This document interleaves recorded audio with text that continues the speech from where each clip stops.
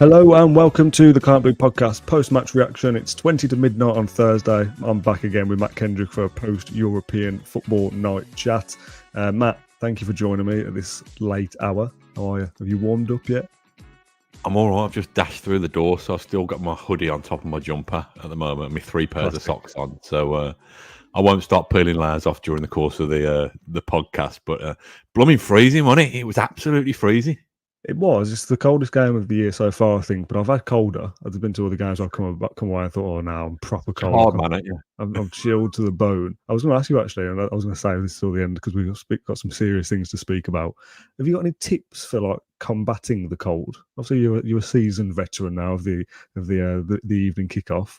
Is there anything you do? Have you actually got 3 pairs of socks on, or was that tongue in cheek?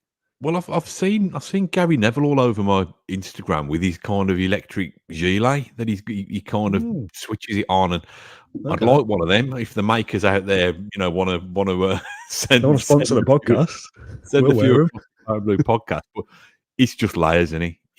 This is how old I am. My dad was having a chat with me about long johns on the way back from the ground to the car. But 3 pairs of socks.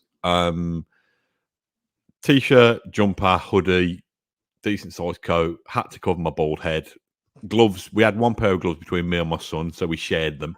Not 1 hand each. I had them for 10 minutes. He had them for 10 minutes. But yeah. Anyway, let's. We're only here for 15 minutes, aren't we? Let's crack on. Well, yes, I really shouldn't be doing these late night podcasts. So I am literally going to set a 15-minute timer on my phone, which you can see here. When this timer goes off, that is the end of the episode because it's late. All right, it'll be almost midnight when that goes off. Very weird game tonight. I think we're going to probably split this into.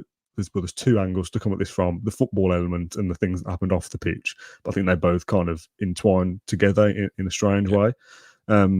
What did you make of the whole evening overall before we get into specifics?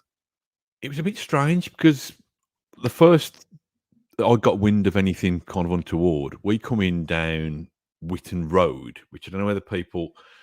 There's an entry to Villa Park, a narrow little entry that brings you down the side of the club shop and where the Smoky Joe's burger stand is. So we come to Villa Park that way.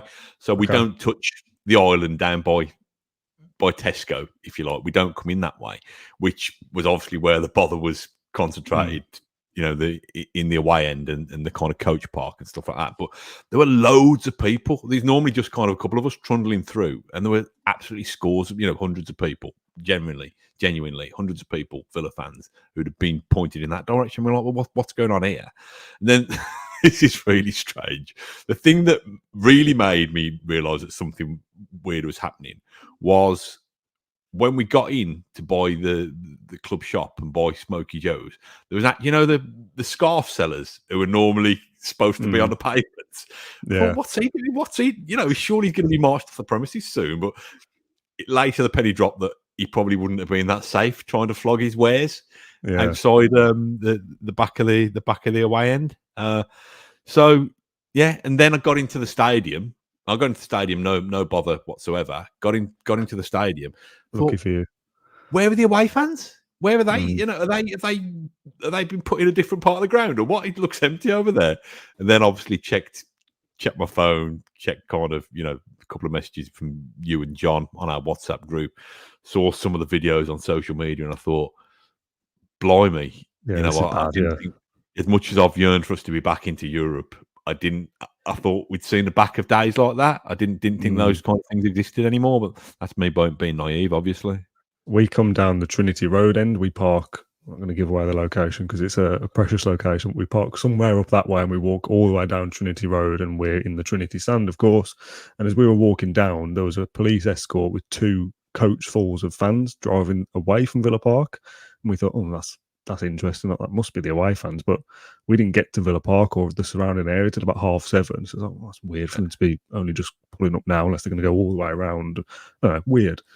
We get to our turnstile and we queued for ages. We didn't get into the stadium until about 5 to 8, 10 to 8 maybe. It took us absolutely ages to get through, which is another matter of the paper tickets or the phone tickets seems to be a problem on these European nights that we've not quite worked it out yet as a club. Specifically for our end as well, there's like an accessibility entrance and then blocks A, B, C, and D or whatever, and we always go in the A, B, C bits, obviously. Very so often at Premier League games when it's busy, they'll say, "Oh, just come down the accessibility bit, like, let's keep it moving." Tonight there was big, massive queues for all of them. Now we're going, "Oh, you can only go in the accessibility bit if you've got an accessibility ticket," and people start kicking off like kickoffs in 10 minutes, like just like separate us all about, and the stewards are all getting involved, and people are a little bit tetchy. So that was sort of from a Villa perspective. There was people annoyed before we even got in, and then all the stuff obviously with the away fans had happened around the other end from where we were, and because we'd seen this coach like pull off the other way, we kind of thought, oh, maybe they're holding them back for 5 minutes or something, and they'll all let them come in together so there can be some kind of separation. And when they weren't there at kickoff, it's like, okay, that's very unusual. Come all this way and they've missed kickoff. That ain't gonna please all them fans, is it? Or kind of appease them a little bit. And then I wondered, because I'd not seen any of the social media stuff until much later, because I couldn't get anything on my phone. I thought maybe like they'd do like a protest or something. They'll all come in on the minute as a we don't agree with the ticket prices or something. As it went on, I finally got some service on my phone about 20 minutes in. I saw it all, and just horrible scenes that you don't want to see. Obviously, it goes without saying. As much as we'll talk about the football tonight in the remaining 10 minutes of the show, the real win, I suppose, tonight is that everyone, hopefully, I've not seen anything at least, has got home safely this evening. All the police officers involved have got home and done their jobs without too much scarring, I guess, of a pretty grim situation. I think there was 2 or 3 injured with missiles thrown or whatever it is. I saw like bits of trees being thrown and all sorts of grim things that we don't want to see at the football. And you just wonder, what is the point of all that? You get the odd group of people who go to the football because they want to scrap, don't they? They want to have a bit of an argy-bargy and have a moan and that kind of thing. And it is what it is. But to come to an away game and spend all that money to get over here, buy your match tickets, and I know a lot of them turn up without tickets, just get all that way and cause a load of trouble. You don't even get in the ground. Well, can you imagine, Dan? There must listen. I didn't encounter, wasn't near that side of the ground at all. But there must have been amongst that kind of contingent of Legia fans, a lot of well-behaved fans. Maybe father and sons, father and daughters, mother and sons, whatever. Yeah. That's bad, isn't it? And I'm sure there weren't, 2,500, 3,000 of them all causing aggro. There would have been a minority, I should imagine, of causing aggro. And it just spoils it, doesn't it? And we're on the clock tonight, so I think we can probably, as more details come out about this in the coming days, we can probably try and get a sense of what's gone on. I think there's going to be a little bit of passing the blame from places at the moment, but it's 10 to midnight, so let's talk about the football. But I do think you're right that it did influence the football. I almost felt that the players on the pitch, probably our team rather than the away team, seemed a bit distracted. It was weird, it was really weird in there. I thought, like, part of the atmosphere, and we've talked a lot about the atmosphere at Villa Park and how whether the players have got to get us up for it or whether we get them up for it. But a large part of the atmosphere is digging out the away fans and then giving a bit back, and you giving them a bit back, and you don't have that. Though it was brilliant, the empty seats, my lord, and that kind of stuff, to literally empty seats and all that kind of stuff was very good from us. But then it's like, there's no retort to that because there's literally no one there, so it all kind of dies down a little bit. And it did have an impact. It was just a really strange atmosphere, and we'll talk a little bit in a second, because I am keen to get onto actual football matters of some Legia fans in the home end as well, which is a whole different thing. But let's talk about the football very quickly. I say quickly. Me and John are going to do another episode today, as most of you will be watching this. We'll do one on Friday as we look ahead to Bournemouth, but we'll talk about the Legia game as well in a bit more detail. There's club statements from both sides that are too long to read tonight. I don't want to bore people to tears. The actual football itself, the key takeaway for me at least is Moreno coming back and scoring a goal. Lovely to see his little face so smiley again. He's the kind of poster boy of our thumbnail for this video. Although I didn't see the goal live because we had bits of trouble in our end, and those people stood up around me, and I didn't see it actually go in, and they didn't show a replay because it had a VAR check, I think. So I've only ever seen it on a replay on my phone, which is slightly. It was a great goal. There's a bit of aggro down the end, where North Stand and Trinity meets as well, by the kind of corner flag, whatever we used to be the corner flag restaurant. But yeah, the goal, it was quite fitting, I think, that he scored the winner, because I thought he was class. I thought the way he managed to adjust his body to score the winning goal was class.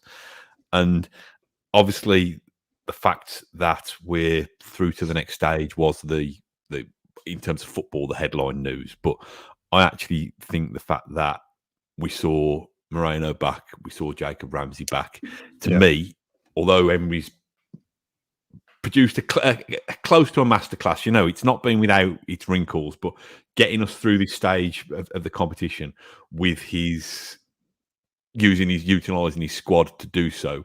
Now we've got two players back who make the first team stronger, in my opinion. Make the stronger as well. So those were the main things for me. Top of the group, won the match, and we've got Moreno and Jacob Ramsey to join our march on however many fronts we're going on at the moment. Yeah, it almost feels slightly disappointing in a weird way, because there was a lot of talk pre-game about how it was like this must to have a 2-goal advantage to top the group and have it finished tonight, and obviously that's not been the case. We had the crowd trouble as well, so you kind of come away, and we had the radio on. It's just been a weird night overall. It's like, well, you've won the game, like you won another game at Villa Park, you've won 4 or 5 European games on the spin, like that's really good. But because everything's come with it and we didn't win as well as we could have done to secure the top spot tonight, just feels a little bit weird that we now go into that Mostar game with still something on it rather than being able to rest them. But the overall narrative is Villa will be in the last 16 to some degree, either in the playoff thing if they finish second, or they'll top the group in a couple of weeks' time, which I think they probably will. I was just thinking, driving back, just thinking about Unai Emery and how magic he is, really, and just thinking, how have we survived for nearly 150 years as a club without Unai Emery? How did we function before him?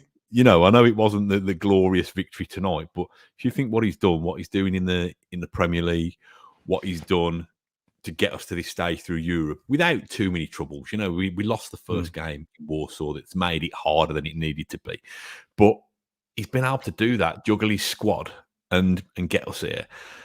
I still can't believe it. I still can't believe that the upgrade from Steven Gerrard to Unai Emery. It's like, I don't know, going from a squat to a palace, isn't it? And I have to pinch myself sometimes at how brilliant he is. And I don't want to get too carried away, because tonight wasn't the glorious night that fills you with kind of eulogies about how brilliant he is. But I think we need to just stop and remember the context of this. I think we're still going to go and top that group. I think, we'll go and get the results. And we've look at the next 2 home matches that we've got in the next week and a half. I'm really dead excited about it. Even if we don't take a single point out of it, I know we're gonna produce strong performances, and we're gonna be competitive against them. And I'm the Claret and Blues kind of biggest cynic, aren't I? But if I'm buzzing about it, I think we're on the verge of something really special now, aren't we? Yeah. If you're buzzing about it, thinking we might not take a point, imagine what me and John will be saying next week. We'll be backing us to beat them both, won't we? I probably will, to be honest. I've already said we'll beat Arsenal, so I've already gone 50% of the way. It was a nice night at Villa Park in some aspects. Moreno back, Ramsey back, and we've won the game. But still, just a lot of weirdness about it. And I think, as I said, me and John are recording later on Friday, and we'll talk about more football matters in that. Individuals, obviously, Martinez didn't play, but was on the bench, which was slightly strange. If he's got a knock, you kind of think we'll just rest him entirely. Don't even put him through the paces of a warm up and being involved. Just get rid of him entirely.